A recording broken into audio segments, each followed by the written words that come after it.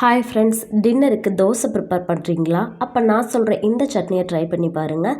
செய்கிறதுக்கு 5 நிமிஷம் கூட ஆகாது. டேஸ்ட் ரொம்பவே சூப்பராக இருக்கும். ஒரு பேனில் 2 டேபிள் ஸ்பூன் அளவுக்கு எண்ணெய் சேர்த்துட்டு அதில் 6 பல்லு பூண்டு சேர்த்து நல்லா வதக்கி விட்டுருங்க. அதுக்கப்புறமா 4 காஷ்மீரி மிளகாய், 2 பெரிய சைஸ் தக்காளி கட் பண்ணி எடுத்துக்கோங்க. அதையும் நல்லா வதக்கி விட்டுருங்க. அப்புறமா லைட்டாக உப்பு சேர்த்துட்டு ஒரு சின்ன சைஸ் அளவுக்கு புளி எடுத்துக்கோங்க.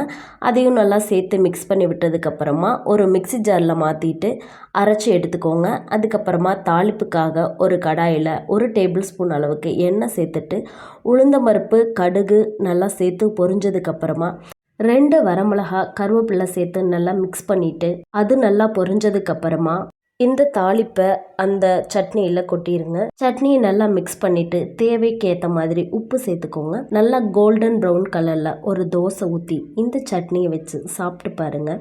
உங்கள் வீட்டில் 3 வேளைக்கும் இதே தோசை சட்னியை தான் கேட்பாங்க. அந்த அளவுக்கு டேஸ்ட் ரொம்பவே சூப்பராக இருக்கும். ட்ரை பண்ணி பார்த்துட்டு கமெண்ட்டில் சொல்லுங்கள். வீடியோ பிடிச்சிருந்தால் லைக் பண்ணுங்கள். அப்படியே நம்ம சேனலை சப்ஸ்கிரைப் பண்ணிக்கோங்க. Thank you friends.